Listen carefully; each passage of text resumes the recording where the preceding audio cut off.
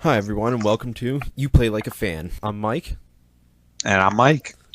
and we are here to talk about the NFL and fantasy football from the everyday fan's perspective.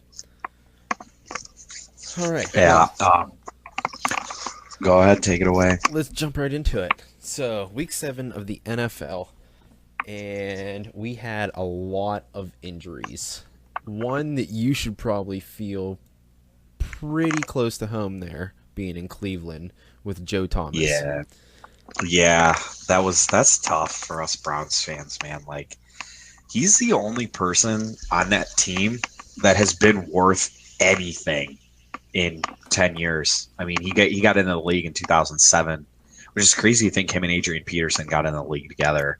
But I remember Browns fans always being like, "Oh, we should have drafted Adrian Peterson." And I'm like, "Yeah, but like Joe Thomas is going to be an all-pro for 10 years and he has 10,000 been that."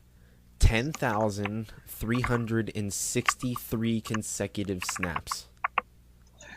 Yeah, it's amazing, honestly. Like there's no other word to say it. And he I mean, he's just been a rock for years. And I mean, One I of the can most tell you with how impressive. bad It the was one of the Browns, most impressive streaks in NFL history, and I don't think it's ever going to get broken. It's not even like it's like a minor injury either. Tricep. And That's like the crazy thing about him too is that he's torn his MCL like and played through it and didn't miss a snap at all. Like the guy was just an absolute workhorse yeah.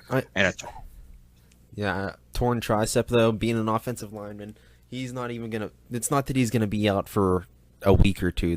He's gonna be out for the rest of the season. That's gonna yep. have to be surgically repaired. That's not good. Yeah. Speaking of surgically repaired, this one is gonna throw ripples across the NFL. Carson Palmer Hmm. breaking his arm. Yeah. Yeah, I mean that team was terrible. I think it was 2 or 3 years ago when he got hurt. I mean, they were awful. They Yep. were really awful. They are a pass reliant team. They were heavily dependent on their quarterback.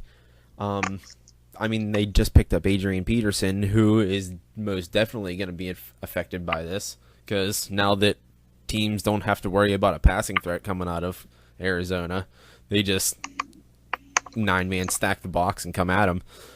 Yeah, I mean, basically the only player on that offense as a receiver that's worth anything now is Larry Fitzgerald, just because it's not going to matter who's playing quarterback. He's going to get his.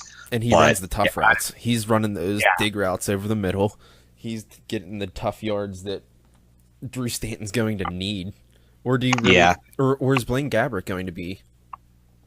I don't think it really matters. Neither one of them are any good. Uh, I mean, like, I'll give them credit just because they're still NFL quarterbacks, but like Blaine Gabbert was pretty bad last year in San Francisco to the point where they put in Colin Kaepernick. And I'm not saying Colin Kaepernick's a bad quarterback. I'm just saying they did not want to play him. And Okay. they had to. Blaine Gabbert was that bad. Okay, so you have Carson Palmer and Jay Cutler go down in the same week. Cutler Yeah, with but ribs. I've And watched it. Cutler with ribs, and that's another team. Now, they weren't doing well to begin with Cutler in, but are they going to be much better with Matt Moore? Matt Moore. I mean, Honestly, I actually watched that game, and when Matt Moore came in, that offense looked completely different. And I was not a fan of the Cutler signing in the first place. I thought they should have just stuck with Matt Moore because I thought Matt Moore was one of the better backup quarterbacks in the NFL. But like, I mean, Jay Cutler has always been overrated. He's always been overrated. He couldn't win in college. And granted, yeah, I understand he went to Vanderbilt, and I understand that's the SEC and all that. But like, okay, but then he's he never was with won he was with the anything. Bears. I mean, anything in Chicago gets hyped. Anything. Yeah, but even Oh, yeah. before that, when he got drafted by the Broncos, he wasn't good. No, he wasn't. So I don't even want to give him any credit because he But- really doesn't deserve But anything. with two big time quarterbacks going down and really not anything for a backup quarterback, does this bring Colin Kaepernick back into the question? No. Does he deserve? Does he? Is he one of the best? Is he one of the top 30 quarterbacks available? Yes, he is, but they're not going to put. He's not going to come back. It's No, he completely wants to come back. He wants to come back. The NFL won't. Nobody in the NFL will hire him. Yeah. Granted, they have the right not to hire them. They are a business and an employer. They don't have to hire them if they don't want to. But also, I mean, it kind of looks really bad at that point with two premier quarterbacks going down with nothing behind them to help the team and at least the top 30 quarterback available, but nobody wants him because he took a knee. Look how many people have taken a knee now and none of them have gotten fired. I mean, Yeah. they need to strictly look at this now as a football decision, and who cares what people in the media are going to say about it, and give Colin Kaepernick a job. I think if there's a team that's going to do it, it's going to be Miami, just because they're actually on the cusp of being in the playoffs, whereas with the Cardinals, they're not. Like, that division is tough between even though the 49ers are 0-7, this week was the first week where they didn't play well. Yeah, they got where the blown out game this wasn't week. close. They got but the other 6 games they played fairly well. They did. Like, they have had most of their games competitive. have been within 3 points. I will give them that. They have been very competitive and very close. A lot better than many people have given them credit for. Yeah, but my point is that division is Arizona, who's now a bottom feeder without Carson Palmer, and then you've got the Rams, who look damn good. That defense with Wade Phillips, it was already good last year. It looks amazing this year. Like, they might finish the year as the best defense with Aaron Donald, the best defensive tackle, holding out for all of training camp. Like, that's impressive. And then you've got Seattle, who basically it doesn't matter what they do because they have Russell Wilson. So even though their defense has been really good again, I feel like just because they have Russell Wilson, unless he gets hurt, they're always going to be competitive. Yeah. Yeah. Hey, moving on to injuries. Mm-hmm. Did you see Mike Wallace get knocked out? I didn't see that, but I did see a couple of nice hits, but I did not. It was bad. It was so vicious. He was already wrapped up and going to the ground, and it was like just direct helmet to the head, knocked him out, and his helmet came off, and he was just out cold, just stoned, arms straight, stoned on the ground. It was just it was horrible. So definitely concussion. Definitely concussion there. I mean, it was just bad. Yeah, I'm gonna check it out right now. But oh yeah, damn. Yeah, it was a vicious hit. So yeah, and an already bad offense in Baltimore. Joe Flacco having a horrible year. Joe Flacco is not elite. The thing that's shitty about it is you see the dude from the Vikings all pumped up after the play. Yeah, it's like a Vontez Perfect moment. Yeah. Yeah, so I'm sorry, if I was on the Ravens, I saw that dude doing that, I'm running up to that dude, I'm knocking his ass out. Okay, Marshawn Lynch. No, but I mean, my point is how can you not defend your teammate on that? Dude got a dirty hit. And I mean, feel like because the NFL is supposed to defend his teammate on shit like that, and they don't at all. I feel like when Burfict did that in the playoff game, I thought all the Steelers guys got up in his face after that. No, they held their own because there was 2 flags on that play. Because then Pac-Man came in and got another 15 on it, and then we were able to kick a field goal and advance, even though we lost in the next round anyway because Bell got hurt to the Patriots. Yeah. But yeah, I mean, I don't know. I feel like that with that hit, I mean, I understand. I've heard both sides of it with, you gotta stop being so soft and this and that. And I get that, but hits like that, it's just, there's no reason for that dude to come in and make that hit. Not at Like, he all. was already tackled. That's like It'd the be dude. different. Okay, He's breaking out. did He's you already going down. did you watch the Thursday night game in Oakland when dude hit Carson Palmer? No, I didn't watch that either. You didn't but watch that? I'm sure. No. The one that Marshawn Lynch got suspended on. Motherfucker. Oh, yeah, okay. Oh, yeah, I know what you're talking Yeah, about. That wasn't Carson Palmer, though. Or not thought. Carson Palmer. I'm dumb. I'm sorry. Derek Carr. Yeah, I saw that. Derek Carr. Yeah. So Derek Carr, and that hit was ridiculous too. Dude is coming back off of a back injury, and already trying to go down, being held up by the defensive lineman, and dude comes in and spears him in the back. No, Yeah.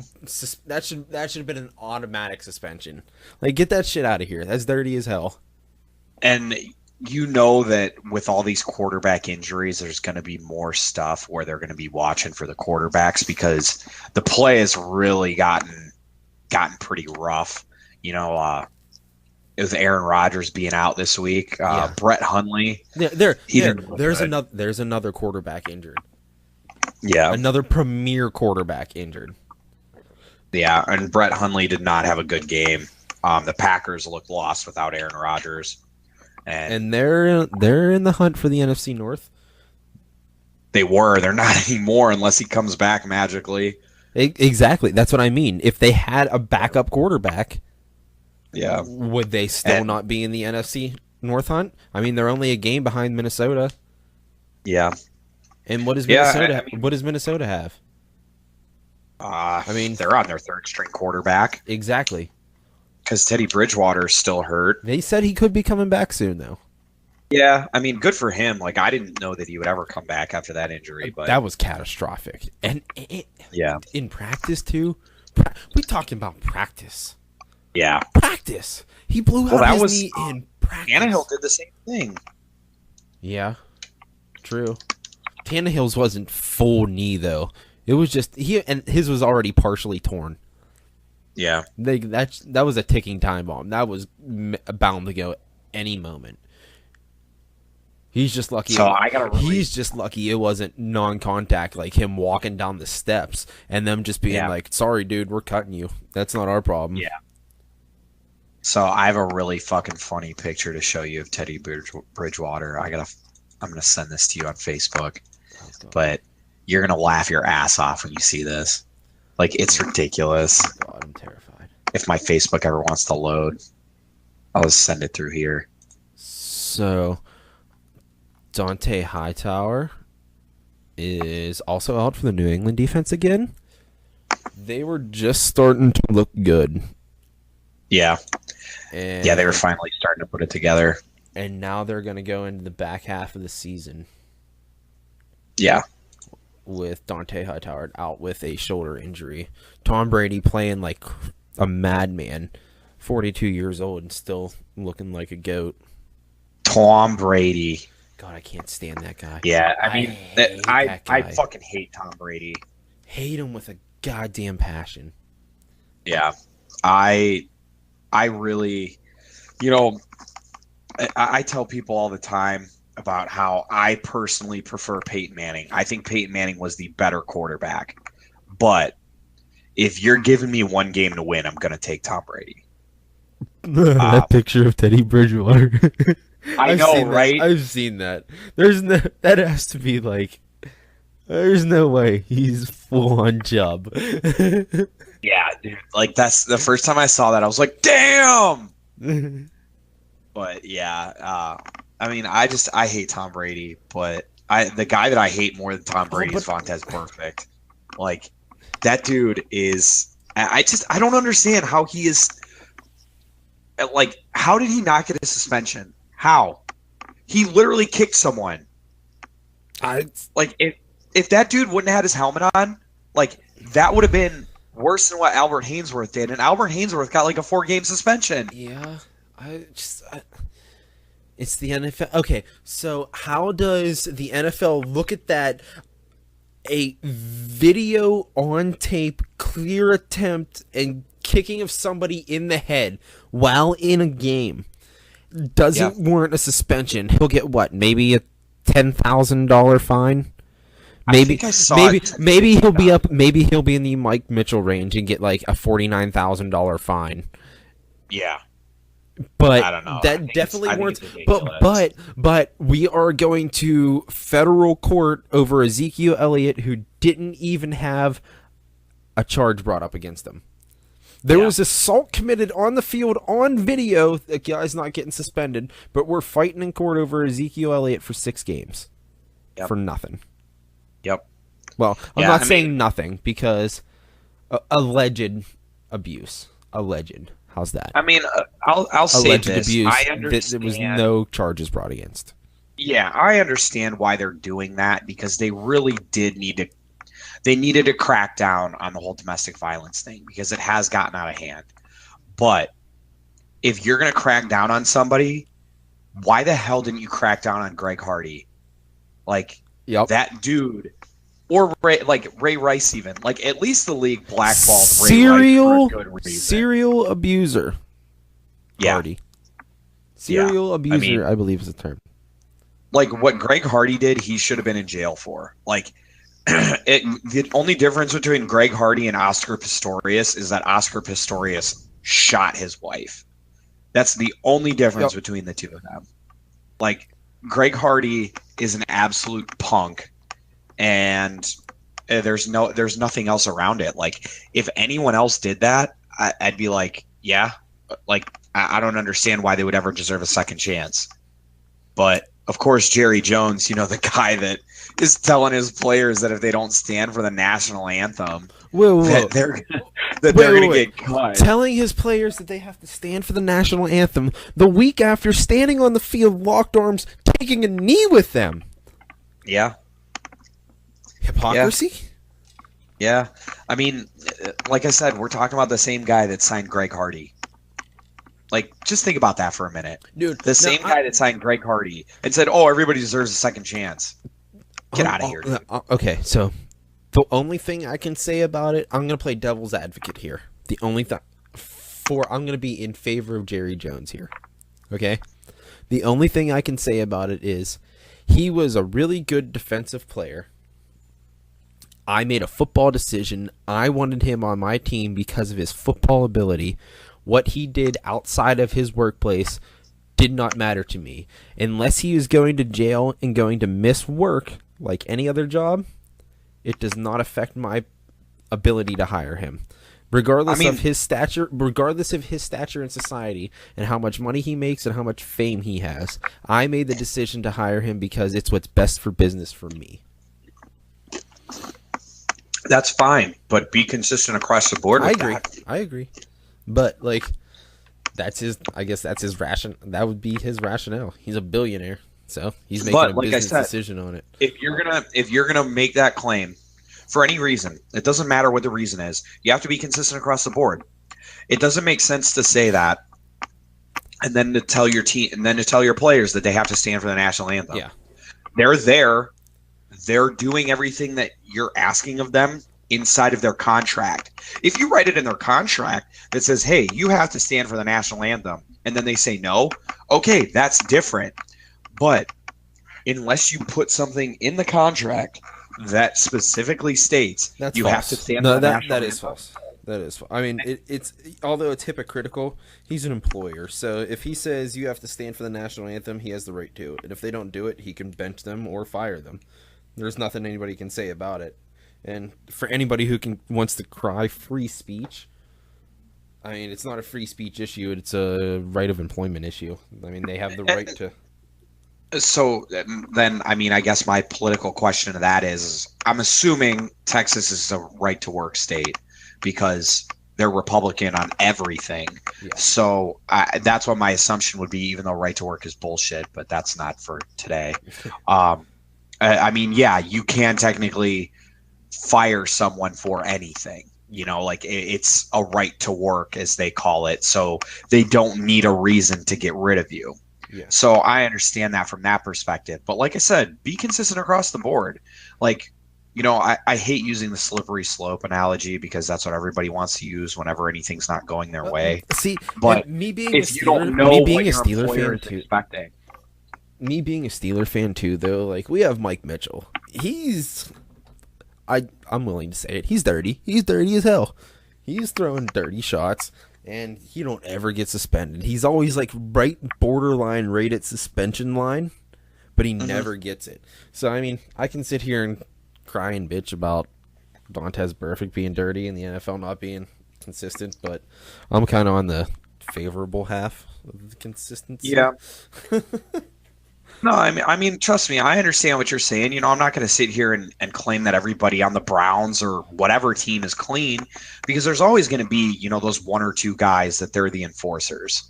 But at the same time, when you do it over and over and over again, and you don't even try to hide it anymore, like, Yeah. you know, you got to at least do something about it. Yeah. It's just, ugh. They have they have to do something about Perfect. They have to. I mean, come on. At least give him 6. Not nothing. He's a serial offender. How many times has he thrown dirty shots? Yeah, something. I would love to know the amount of unnecessary roughness penalties that he's accrued over his career, because every game there's one. It seems like every game. Yeah, I mean, just to think about like what the guy. I mean, just the stuff on video that the guy's done, and seeing all that.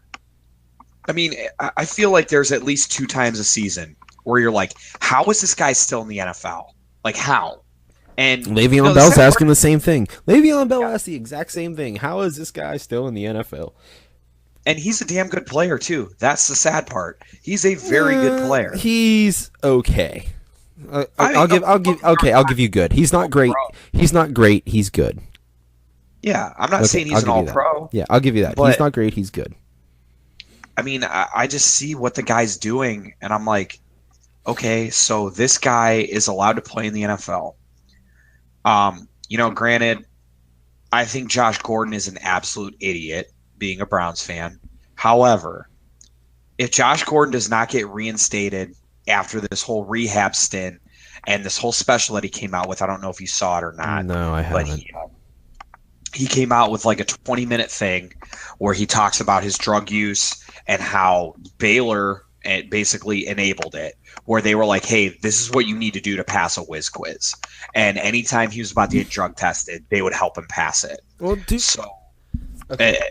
But I see all this stuff, and then I'm like, how can this guy not get reinstated in the NFL? Like the possibility of him not being reinstated. And then you've got a guy like Vontez Burfict out there playing every week, where you know that there's a good possibility that he is going to injure someone else intentionally. Yes, that's true. Okay, but so Josh Gordon just smokes weed. Like, you're fucking.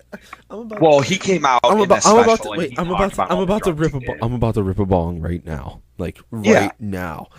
But like, okay, so I understand it's illegal in the NFL. Can't do it.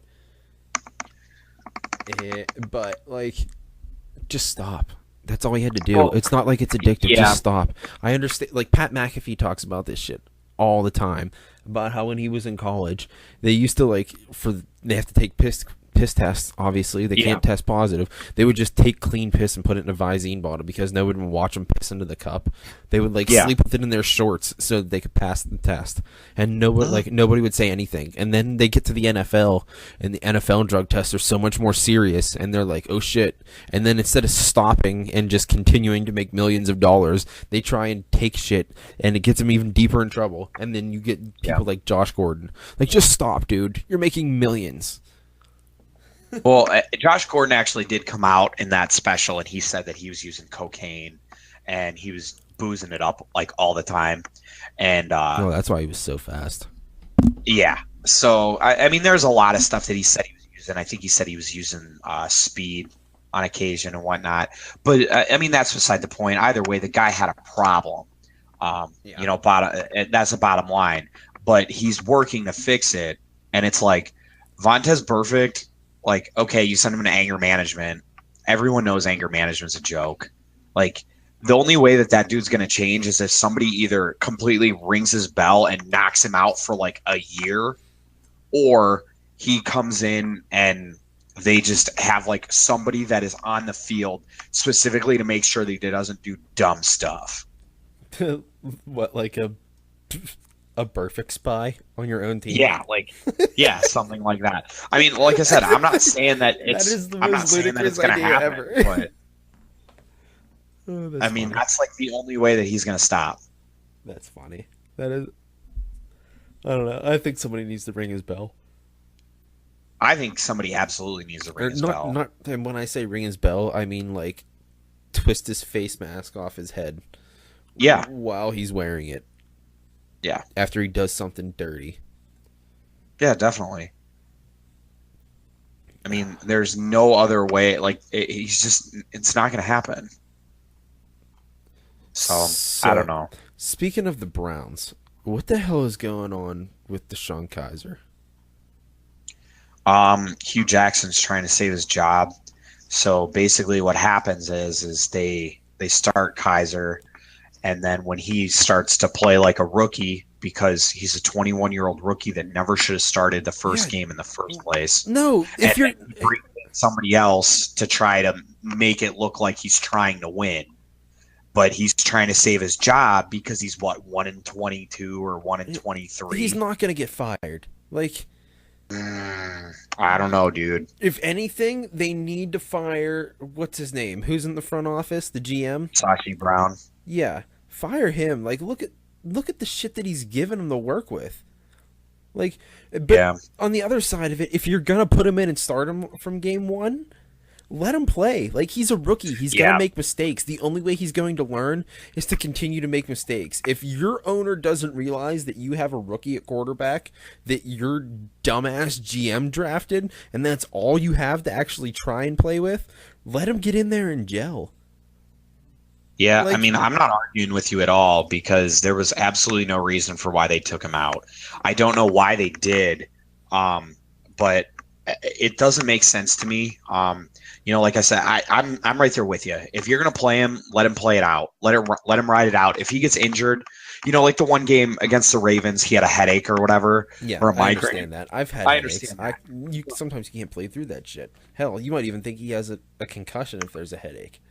Yeah, but the sad truth of it is that they're showing how dysfunctional they've been. This is why the Browns are the Browns. This is Yeah. why they're getting number 1 draft pick, number 2 draft picks overall, and can't do shit year after year. Because when it comes to developing the draft picks, they can't do it. completely shit the bed. Yeah, Like, definitely. I mean, the it's NFL, okay, not even funny. So the NFL is a passing league, but you need to be able to run the ball as well. You Yeah. need solid pass defense and good pass rush on your defense. The Browns finally drafted solid pass rush in the front 7. Granted, they only have one in Myles Garrett. And Oh, Emmanuel Ogbah's decent too, but he's just not a big name yet. Give him a couple more years, and Emmanuel Ogbah, if he can stay is healthy, he just in witness protection? Is he just in witness protection because like nobody knows his name because he's in Cleveland? yes. Okay. If you put him, so like perfect example, he's a lot like the guy Jabal Sheard was, where he's going to get his 7 or 8 sacks a year. He's going to get 40 to 50 tackles at defensive end. So he's not going to be anything that's, like he's never going to make a Pro Bowl. Don't get me wrong. Yeah. But he's going to be a solid player for a long time if he stays healthy. And like you said, he's in witness protection because he's in Cleveland. If he was on a team like the Patriots, the Steelers, somebody like that, he would get a lot more attention. No, he wouldn't. He wouldn't even be a starter on the Steelers. Hell, dude, Tyson Alualu, the backup defensive end in Pittsburgh, he had 2 sacks just yesterday. Like, well, no, I'm not saying that he would be a starter. I'm pointing out that if he was on a better team, you would know who he is. Yeah. But the fact that he's not on a good team is the reason why you don't know who he is. Gotcha. Yeah. Okay. So they have decent pass rush on defense. No back end support. They have no secondary whatsoever. No, They got rid of their secondary. Joe Hayden's in Pittsburgh now. He was pretty much all they had. I remember when Joe Hayden was drafted out of Florida, and now he's in Pittsburgh. 8 years in the league. Yeah. So, but I mean, like he's been hurt. He hasn't played really for the last 2 years. he So just got a pick yesterday, yeah, so he's having a great season in Pittsburgh. They're yeah. I almost the mean, number one I'm, defense in the league. I was fine with it. I wasn't really upset about the whole situation. So, I mean, But it's not like he was going to contribute anything to the once again, team. it's why the Browns are the Browns because Yeah. they let people like Joe Hayden walk, and they take first round draft picks and destroy them. They took away all of his confidence. That kid Yeah. doesn't. That kid doesn't want to play football for Cleveland anymore. They ruined him. No. I mean, I can't blame him. You know, I mean, he had a couple of really good years and he made his big contract. And then after he made his big contract, he was just like, all right, I mean, I can play if I'm healthy, but if I'm not healthy, the team's not going to win regardless of if I play or not. Yep. So why should I put my body on the line when I can get more money out of it later? Yep. And I can't blame him for thinking. I mean, I don't know that he thought that way. That's just the way that his play looked. And I still love Joe Hayden. I'm not mad at him for going to the Steelers. I mean, yeah, it sucks that he went to the Steelers because fuck the Steelers. But hey, you know what? I can't be Everyone mad at him hates for a doing winner. that. Whatever. Hey, that's I the don't only care. reason he That's came to fine. Pittsburgh. He wanted to win. Wanted to win. I mean, there's other teams he could have gone to too. He could have gone the Darrell Revis route and gone to New England. But I mean, like I said, New I England can't needs fault it him too. for That doing bad. it. Their defense. They've given up over 300 yards of offense to every team they've played against, and then you come to Matt Ryan. You know, this is what I'll say about that is that's kind of one of those like skewed statistics because the Patriots offense is so good that other teams know that they're going to have to play well. But the Patriots So they defense come in- is so bad that they give up all those yards and points. Yes, I understand that, but I feel like you knock off like 50 to 60 yards a game from what they give up because the Patriots are usually ahead by like 20 points going into the fourth quarter. So the fourth quarter is basically just Hail Marys the whole time. So if they come down with like two or three of them, then yeah, it's going to look really good for the other team and really bad for the Patriots. But I mean, look at the Ravens. The Ravens got blown out, but the score didn't look that bad because they put up a garbage time touchdown. Yeah. That was what Blake Bortles. I remember I loved Blake Bortles like 3 years ago in fantasy. Bortles. Yeah. I remember like 3 years ago. It was great, man, Yep, because garbage time Blake Bortles. Bortles would do nothing. All Nothing. game. And And 3 quarters of the game. The first 3.5 quarters of the game. And then the last 7.5 minutes, that dude would put up like 180 yards passing and like 2 touchdowns. Yep. His team would still lose by 15 points. Yep. But it was great dude, because I had him in fantasy the year that I last won night the league. Atlanta, New England, though. There was the first quarter. Both quarterbacks had 1 fantasy point. Only one running back had 1 point, and Julio Jones had 0. He had like 1 catch at the end of the first quarter, and it was nothing in the game. Like, holy shit, this was the Super Bowl last year. The Patriots came back from 27 points, and then it was like, oh, look, the Atlanta offense still doesn't know how to score points against New England. Yep. What's going on there? I mean, why their offense is bad. Their offensive line is bad. Like really bad. There's no other way to say it. It's just one of those things, and I don't know. I mean, hopefully they eventually figure it out, but From a fantasy perspective, yeah. would you trust Matt Ryan? I don't know. I mean, fantasy wise, like it's hard for me because I don't put any stock into In the my quarterbacks. So I would say if I got say we're in, so our league is a 4-point touchdown league. That's why we hate quarterbacks. That's why. Yeah. I don't know why. I mean, I feel like having an elite quarterback should be rewarded, but who am I to say? Yeah. Yeah, I mean, I don't know. I understand it because you're getting however many touchdowns a year from a quarterback as opposed to a running back and a wide receiver. But I think that team is just so bad, or I mean, they're so good that they're willing to give that kind of stuff up. So, I we'll see what happens because there's still a long time left in the season. I mean, the first year that the Giants won the Super Bowl, I don't think anybody thought that team after week 7 or week 8, at week 7, yeah, I don't think anybody thought that team was going to go on and win the Super Bowl that year. No. And then the last 4 games of the year, they just turned it on and they became a completely different team. And there's a very good possibility that Atlanta could do something like that. Okay. So, okay, you ready? We've hit about the 30-minute mark of the show here. Let's switch it up now. Let's go to a fantasy football perspective. We've gone through injuries through the NFL. Now, since we've gone through that, let's talk about how this is going to affect fantasy football.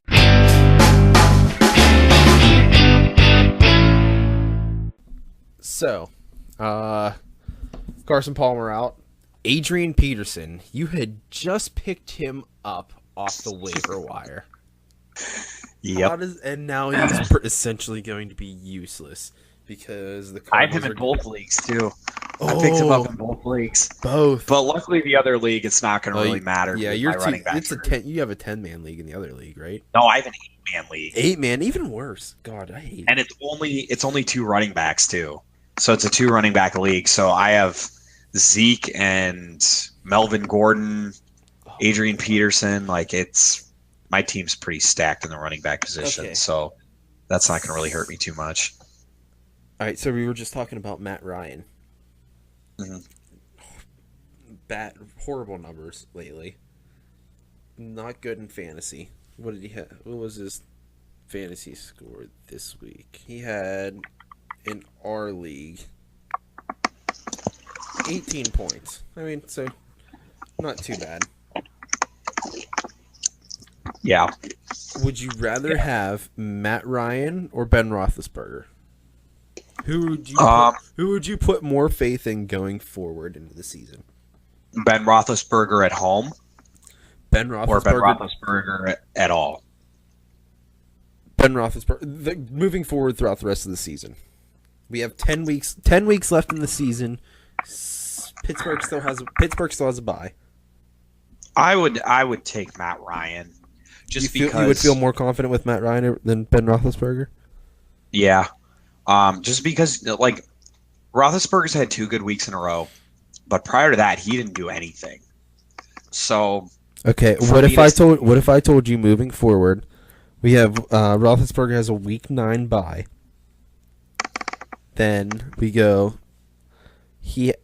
Besides the week 9 bye, he has he only has 4 away games out of the next 10 weeks. So that means he has. Let me look at their schedules because obviously 5 home games. 5 home games he has. One against Tennessee. One of them is against the Browns. One of them is against the Browns. That's the last game of the season. One is against Tennessee in week 11. One is against New England in week 15. And Green Bay in week 12. I want to look at their schedules. Excuse me. Where are the Steelers? See, I would not play. They're at Detroit. I would not play him this week at Detroit. I absolutely would not. I have Detroit's to. Actually, got a deceptively good defense. I have to play him at Detroit. I would definitely play him against the Colts. I would definitely play him against the Titans. Yep. I don't think I'll play him against the Packers. You don't think so? No, I think that's going to be a game where Le'Veon's going to play a lot because the Packers aren't very good without Rodgers. So Le'Veon's probably going to get the rock a lot. It's in Pittsburgh, though. Yeah, I don't know. That seems like a trap game to me. What's the date? What's the date of that Green Bay game? What's the date of that Green Bay game? 11/26. I think that's a Thursday. No, the 24th is a Thursday. That's Thanksgiving. Okay, yeah. So the 26th is a Sunday. Yeah, the 26th. The Packers aren't playing on Thanksgiving. That's odd. They usually maybe play that on is Thanksgiving. Is that Thanksgiving? No, it says 11/26 at 8:30 on NBC. So that's a Sunday night game. And then the following week they play Monday night at the Bengals. Is a Sunday night, yeah. and then they have 3 straight primetime games. Yeah. They play Packers at Bengals versus Ravens. Yep. And then Um, New England right after that. That's probably going to be flexed to a prime time because that's probably going to be for home field advantage throughout playoffs. See, that's another game that's And then they go at Houston, home against Cleveland.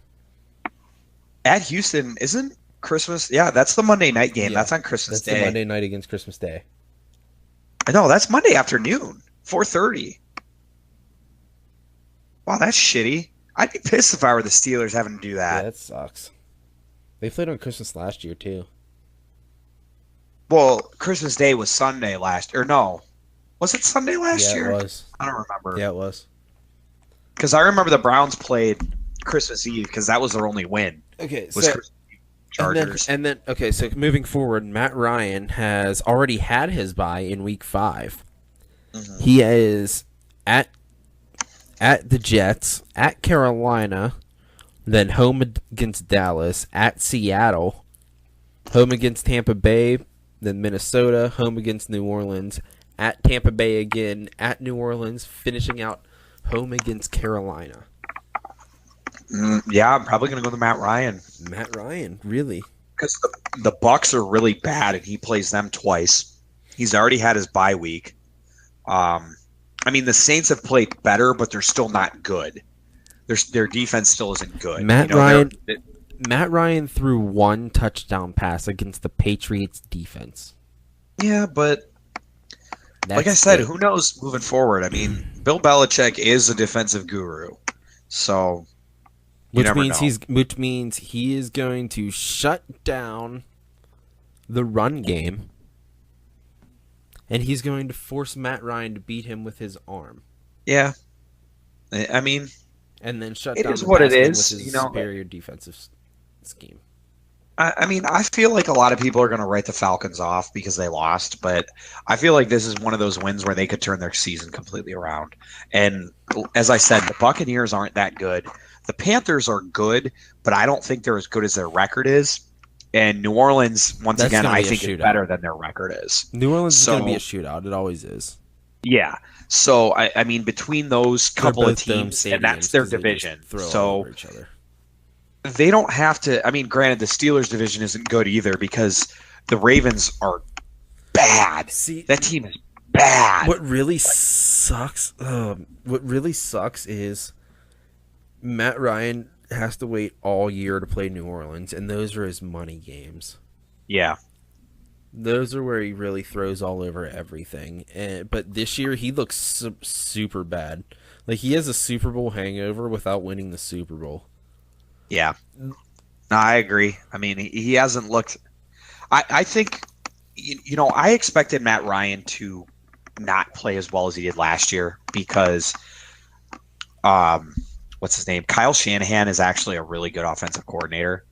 So I didn't expect Matty Ice to have the kind of year that he had last year just because he didn't have Shanahan. But I didn't think it was going to be this bad. Okay, so Matt Ryan or Jared Goff? Goff is on. I'd say Matt this Ryan week. just because. Goff is on bye this week. Then he is at New York Giants, home against Houston, at Minnesota. I'm just going to take Matt Ryan because of the track record. Okay. Because, I mean, Jared Goff, I think, has the potential, and I think his head coach, Sean McVay, I think that dude is one of the best offensive minds in the league right now because he's turned. I thought Jared Goff was going to be a bust Okay. after last season, and then this dude just comes in and he's like, "Yeah, I know what to do," and damn, just damn. Okay. Then Matt Ryan or Marcus Mariota. Mariota's been hurt most of the year. I'm not sticking with him. You don't like him moving forward? Thinking he'll get healthy? No, dude. He's going into a bye this week. You don't think a whole week off is going to help him? Marcus Mariota didn't throw or run for a touchdown against the Browns. He's hurt though. That's why. But you don't think a week to get healthy is going to help? He's on bye this week. Moving forward. No, I mean I hope he does because I like Marcus Mariota a lot. But if you don't throw or run for a touchdown against the Browns, like, that's bad, bro. That's bad. And this is coming from a guy that lives in Cleveland. Okay, so he's on bye then, and then he plays the AFC North: Baltimore, Cincinnati, Pittsburgh. Yeah, that doesn't sound good. Then he's at Indy. Oh, he's at Pittsburgh. Then at Indy, home against Houston, at Arizona, at San Francisco, home against the Rams, Los Angeles, and then home against Jacksonville. Yeah, I mean, I don't know. I hope he writes the ship, but I don't think he will. I mean,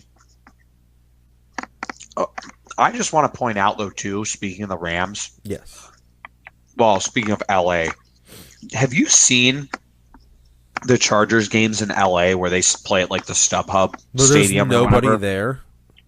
There is no one there cheering for the Rams. No one. LA did not need one NFL team because let alone two. They don't even want. They don't want the other one either. They don't care about the Chargers. Like, that's going to be a joke, man. It really is. It already is, and they're not going to get a better fan base going forward. No, they're not. Meanwhile, Oakland, right up the coast, like they're like, "Hey, we want our team," and Oakland's like, "See you later. We're going to Vegas."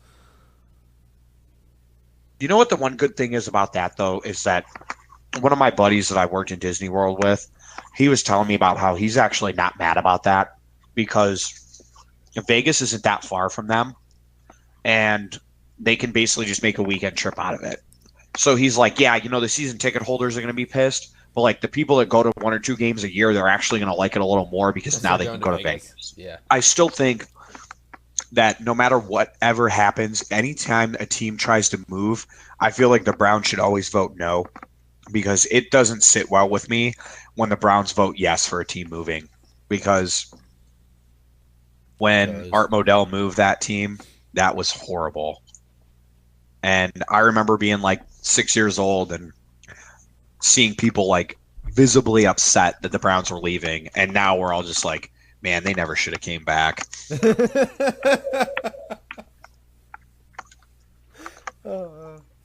That's good. Never should have came back. So, who is your Week 8 waiver wire pickup? I don't even know, dude. I haven't even looked at it just because the polar opposites of my my teams, like with having I'm going to be 0-7 in our league and then 6-1 in the other one. So I'm like, at this point, does it really matter if I pick anybody up? I mean, I guess my waiver wire pickup if I have to pick somebody. You're 0-7 in the other league, but it is a keeper league, so there is still something to play for. You're playing for a draft. You're playing for a draft position next year. Yeah, I mean, I don't know. I'm not really seeing anybody. Don't look at it like it's a total loss. You're still playing for a draft pick. Yeah, I mean, like I'm looking at our league, and it's not like the NFL draft pick where the lower you finish, the higher you go. It's the higher you finish, the higher you pick. Yeah, I mean, I'm just looking at this, and there's not really anybody that I see on here that I'm like, yeah, I should probably pick that guy up. Like, being in the 12-man league, it's difficult because you're seeing all this stuff. I guess if I'm picking anybody up, it's going to be one of the Jets wide receivers, or Marquise Goodwin, because Marquise Goodwin had a pretty good game with that CJ Beathard or whatever. So, I mean, maybe that's somebody that I'm looking at, but I mean, maybe Kenny Stills too, because Kenny Stills has had 2 good weeks in a row. I mean, I don't know. I just feel like that with what I've already got on my team, like I was pretty happy with the Devin Funchess pickup. I thought that was. I drafted him a couple of years ago. I'm with you on Kenny Stills. I would say either Kenny Stills or Robbie Anderson from the Jets. That'd probably be my number 1 pickup. Just because that Anderson kid's had a couple of good games, and it looks like he's becoming a little bit more in the offense. So I'm with you on Kenny Stills because Kenny Stills always looks good with Matt Moore at quarterback. I don't know why. He just always puts up at least 21 points a game with Matt Moore at quarterback. And Yeah, they I mean, have Oakland. They have Oakland, like you said. Tampa Bay is horrible, so they have Oakland and Tampa Bay coming up in the future. New England, they're at New England, so some pretty good opportunities for Kenny Stills to get some points moving forward. yeah, Um, I also like Travis Benjamin. If he's available, he's not available in many leagues. yeah. I mean, I'm obviously a fan of Travis Benjamin because all the years he spent on the Browns. But Actually, the only thing is with he's Travis available Benjamin is, actually he's available in a lot of leagues, but I yeah, think moving they're against New England this week. They've like we New England has given up over 300 yards a game to quarterbacks mhm. this season, except for Matt Ryan, who we've already talked about that. So, I mean, I have faith in Phillip Rivers. He's a decent quarterback. He's consistent. I have faith he's going to put up numbers, and I think Travis Benjamin is going to be underrated when it comes to New England's defense. So I think he's going to put Yeah, up good numbers this week. yeah. I mean, like you said, I'm not. I don't know. I mean, I like Travis Benjamin. But But on the other, when I say Travis Benjamin too, also look out for Mike Williams, a rookie. He yeah, was the number 7 overall pick in the draft last year. yep, He had a back injury. If you can keep him, if you can grab him, he's been cutting in the Travis Benjamin snaps. I think he has a lot of potential. They've been waiting to ease him back into the offense because of his injury, but I think he's going to really explode here moving forward. yeah. I really like Mike Williams a lot. I think that's who I wanted the Browns to take, but I don't know. And my third pick to watch for, he's another Mike Williams case where he was injured. Corey Davis out of Tennessee. I think he's gonna. Yeah, I think he's someone to pick up. He's on bye this week. He had a hamstring injury, so he's been out the past few weeks actually. The yeah, bye, he said he's going to be ready to come back this week with the bye week. I think him and Mariota are going to get healthy, and coming up against Cincinnati, they're going to really have a really good connection here. So he's a good pickup and stash on your bench if you have the room for it. yeah, yeah. I mean, especially with bye weeks coming up, you're going to need some help because I think these next 3 weeks are the 3 weeks where there's like everybody's on bye. Yes. Other than that, we'll see what happens. But I'm not How I'm about, definitely in your corner on that with some of those guys. You never know what those rookies are going to do, though. how about Dion Lewis moving forward? You love Deion Lewis, man. That's your pit, dude. He's getting all the looks up in New England. He's starting to become the number 1 running back. He was getting the goal line carries over Gillisley. Yep. I mean, He's getting more carries. you just Getting more carries and more snaps too. I just never trust New England running backs because you just never know what you're going to get from week to week out of them. True. Granted, James White is still the passing back, regardless of what it comes down to. Whoever is in the backfield, James White is always on passing downs and for passing plays. Yes, he is. But when it comes to actual running back and getting the tough short yardage touchdowns, I'm liking Dion Lewis. I like him. I know how you are with Deion Lewis. By the way, that was another guy the Browns had. Yeah, Dion Lewis? Mm-hmm. When? They had him for 1 year. They traded for him, and then he broke his arm in preseason. And then they cut him later on in the year for some reason.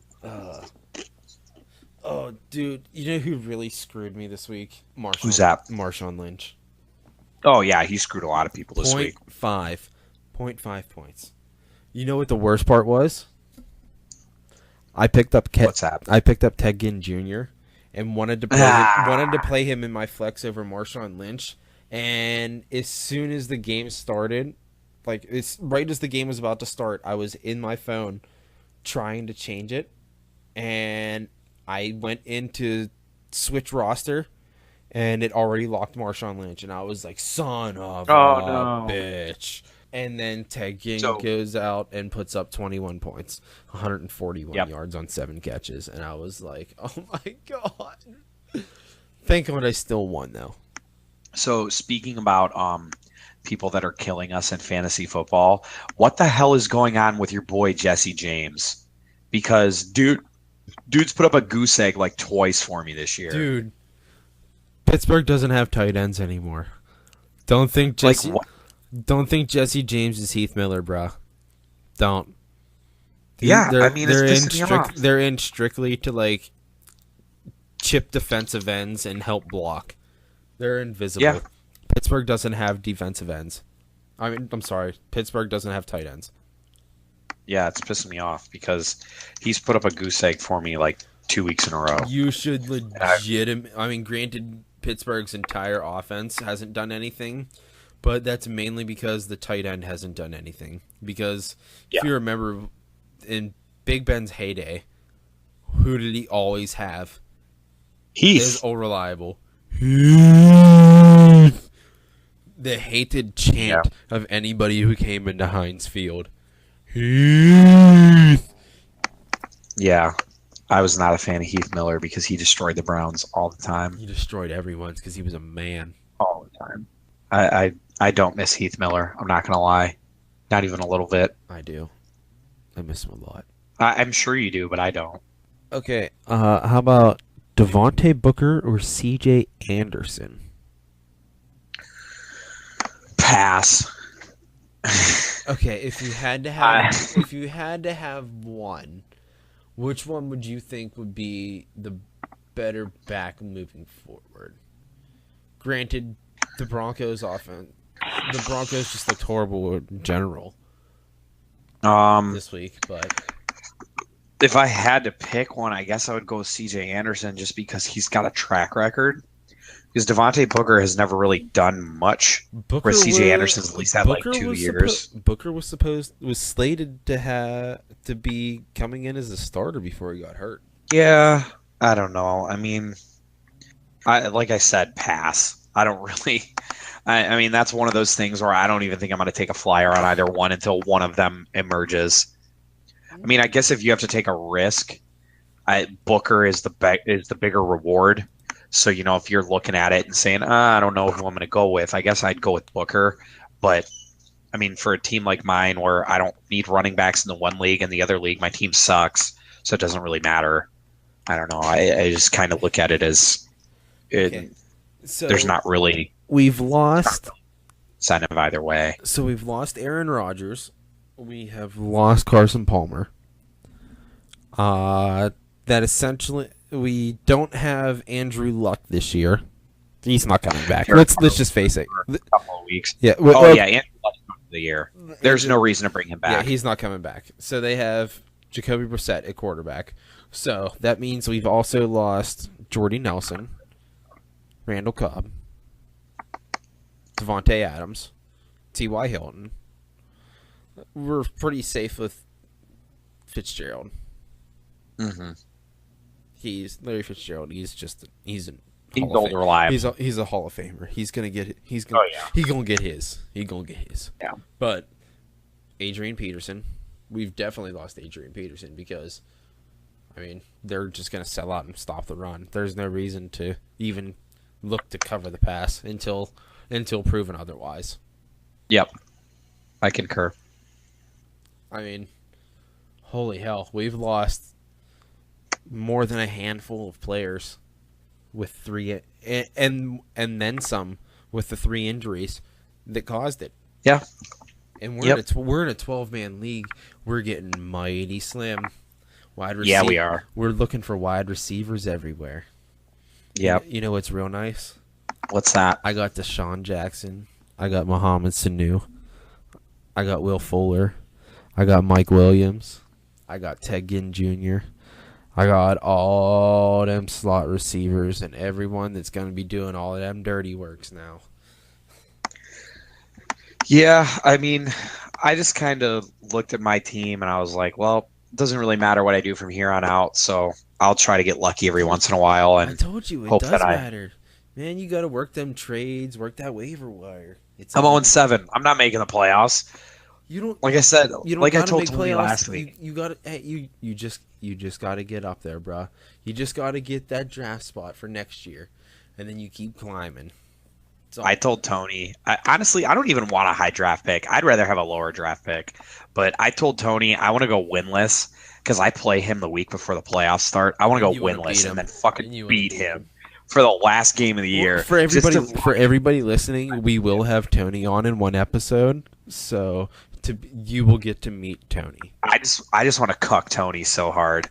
I want to cuck his undefeated season. That's all I I want don't to get do. to play him anymore. I had to play Josh 3 times, and I only played Tony twice. Yeah.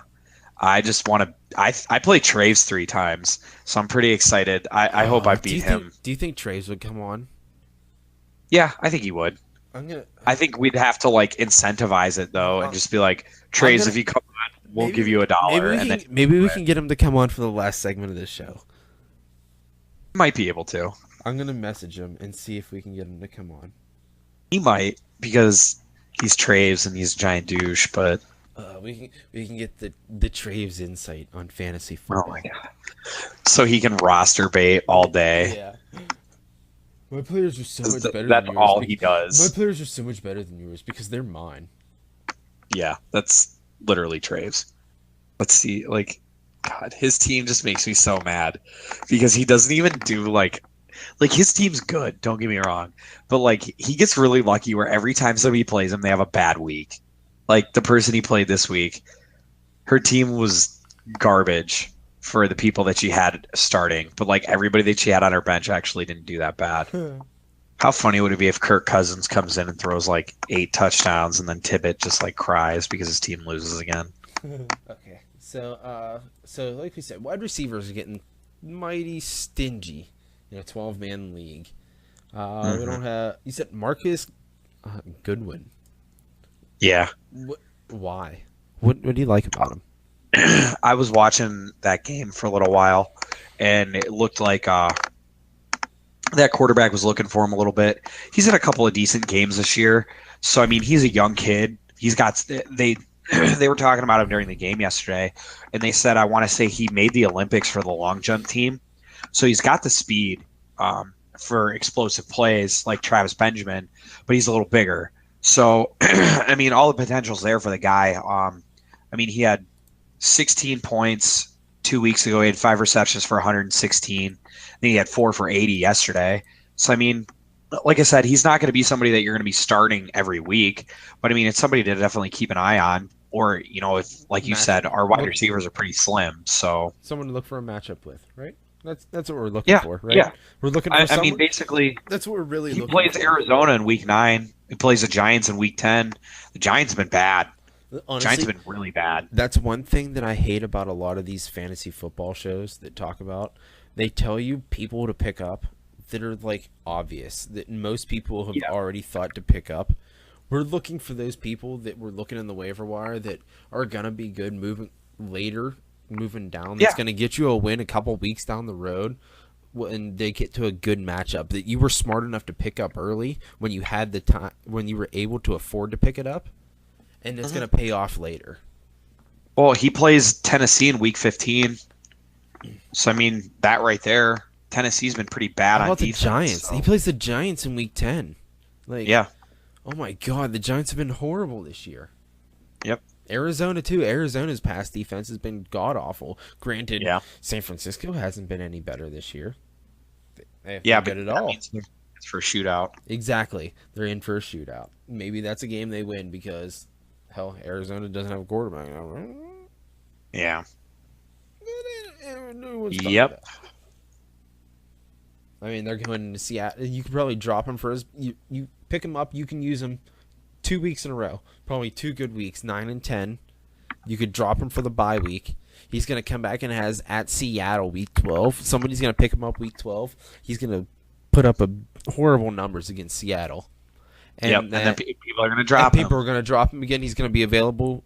Then he's going to have Chicago and at Houston. You don't want him for any of those weeks either because nobody's played well in Chicago this year. Not even Pittsburgh, who is a team on the rise now. I mean, Chicago's been really good at home. Houston is just always a good defense. They lost J.J. Watt, but I mean, they still have Jadeveon Clowney on the other side. They don't have that 1-2 punch coming in from both sides, but Jadeveon and Clowney can still switch. and go back and forth. So Houston's defense is still pretty good, and they're in Houston for that. So he's definitely going to be available on the waiver wire after week 12, probably 13. You can snag him after week 4. At the end, after week 14, maybe even early after week 13 if he's available, and get him for Tennessee. And then he's another drop after that for week 16, 17 when you don't really need him anyway. Yep. Because he is Jacksonville, who is, let's face it, Saxonville, and they're not going to have a passing game against Jacksonville. And then, Dude, that and then defense the just pins their ears back. They do. I mean, look what they did to Pittsburgh. Yeah. They stopped the run, and Ben was horrible. So, and then they're at the Rams. So, Goodwin's probably a good pickup to look forward to. How about Taylor Gabriel? I don't know about Taylor Gabriel. I think he is a very good. I think he's a very good player, but the Falcons have been bad lately. I think he'll probably put up like 1 or 2 games where you're going to be like, damn, like, yeah, all right, I like this. But other than that. They're at the Jets. They've already had their bye in week 5, Atlanta. They're at the Jets, at Carolina, then home against Dallas, at Seattle, then 3 straight home games of Tampa Bay, Minnesota, New Orleans, followed by at Tampa Bay, at New Orleans, home against Carolina. I mean, he's definitely somebody to look at for like a 1 or 2 week start. I would definitely say the 2 New Orleans games, if he's available, pick him up because that's always a shootout. Granted, Julio Jones and Mohamed Sanu are going to get theirs. He's going to be at least the number 3 option. That's for Matt Ryan in a shootout. It's not a bad thing because a number 3 option is still going to put up 17, 19 points. I mean, he's always a big play possibility because of how fast he is. You never know what you're going to get. So he's a boomer bust guy. He could put up a week like Ted Ginn put up this week, but he could also put up a 0. So it's one of those things where, like if you really don't have anything else to use, it's not a bad one to go with. I would definitely look at him right now. I would be weary about him. I mean, granted, he doesn't have a bye anymore, so he's going to be a stash player. But I would definitely try and hold off on him until after at least week 11. If you can afford, hold off to at least week 11. If you can pick him up in between week 10 and 11, right before the Tampa Bay and New Orleans string starts, you'll be golden. You might have to bench him for week 13 against Minnesota. They've got a pretty stingy defense, but yeah, I concur. I mean, he's definitely got the potential. The potential is definitely there. So that's also granted that Matt Ryan is going to pull his shit together, and the Falcons' offense is actually going to play football and not just look horrible on the field. I think they'll be okay. Like I said, I think they might need to do some adjustments here and there, but I think they'll be good. Yeah, you never know. Looking at the Week 8 schedule in the NFL, what's your pick of the week? What team, if you had to put $1,000 down on a team betting, who would you say is going to win their game this week? You know what? Let's make this fun. Let's make this fun for next week. How do you think this Denver-Kansas City game is going to go? Denver, who looked horrible last week, and Kansas City coming off 2 straight losses. They're in Arrowhead. I mean, I'm going with the Chiefs, but not by a lot. Like, I would like to see what the spread's going to be on that. I'd probably give the Chiefs like 4.5. Just because, like you said, they haven't been playing well, but neither have the Broncos. But the Broncos defense gave up a lot to the Chargers, and Chargers aren't nearly as good on offense as the Chiefs are. So, I mean, Denver's defense is going to have to hold them to like 14 points in order to win that game. And that's why I'm not real comfortable picking Denver. But I would give the Chiefs probably, they're at home. So I'll give them, just to make it interesting for the bets, I'd probably give them 7.5. I'd probably give them a touchdown. just because you want a couple people to take Denver. But I mean, I think the Chiefs are winning that game. I mean, I'll go down the list and we can always keep track of it. But I would say Yeah, I'm we'll do going to take every Monday night game moving forward. We'll we'll both go. yeah. We'll take a pick at it. So you're gonna say Kansas City on that? Yeah, I'm going to give Kansas City. I'm going to give, like I said, I'm going to give Kansas City 7.5. So I think they win by 8 or more. Okay, 8 or more. All right. So here's how I'm looking at this. Um, My lock of the week, though, is Philadelphia against San Francisco because they're in Philly. And San Francisco is not good. They're traveling across country to Philadelphia. I know Philadelphia is on a short week because they're playing tonight, but those two teams could not be any different right now. And unless Carson Wentz gets hurt tonight, I'm going with Philadelphia over San Fran for my lock. all right. Well, I think I might take Denver against Kansas City. They run a 3-4-D. They have Von Miller at outside linebacker, and they have Akeem Talib at corner, and Harris Jr. at the other side. I Yeah. mean, like their secondary is good. Their pass rush is phenomenal. Kansas City, the last 2 weeks, both of their losses has come against a defense that had phenomenal pass rush and great on the secondary. They've been able to shut down Tyreek Hill. And they've been able to shut down Kareem Hunt. They've been able to seal the edge and not let the misdirection of Kansas City's a weird pro-style spread offense where they run a lot of jet sweeps and misdirections and counters. I think Von Miller's going to seal the edge very well on that right side, and Kareem Hunt's not going to do much against their defense. And Alex Smith is not going to have that much of a game because, like I said, Tyreek Hill is going to be covered by probably Akeem Talib. He's probably going to shadow him. They like to play a lot of man in the secondary. They're going to shut him down pretty hard, I think. And Kansas City's defense, they're hurt. They're not looking good. I mean, yeah, they miss Eric Berry a lot. Yeah, they do. That Achilles injury is really going to hurt them. So I think Denver, it's definitely going to be a close game because Denver's offense doesn't look good at all. Who knows how long Emmanuel Sanders is going to be out? Hopefully, soon. I mean, Demaryius Thomas doesn't look good at all. He hasn't done anything lately. CJ Anderson, or maybe they have a run game. I think they'll have a better chance trying to play action against Kansas City's defense, but I think Denver's definitely going to put up I'm going to say Denver by 7. I'll say Denver by 7. You think you're giving them that many? Yeah, I'm going to say Denver by 7. That's a lot for Denver. I mean, honestly, if I was picking Denver, I'd only give them like 3. But that's no. You know what? Yeah, I'll get. 7's a lot. I'll say 21-17. 21-17 Denver. How's that? Okay, that's fair. Yeah, I'll go with that. All right, I think that's a good way to end it. All right, because we're looking at 9:00 right now. Yeah, we're good. So, yeah. On that note, we might have Traves on next week. He messaged me and asked about it, so we may have a special guest host next week.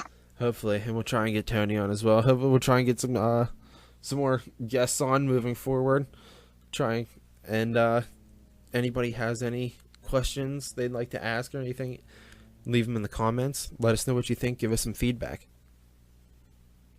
Yeah, sounds good to me. Thank you for listening to You Play Like a Fan. I'm Mike. And I'm Mike. Have a good night. Well, folks, it's time to kick it old school.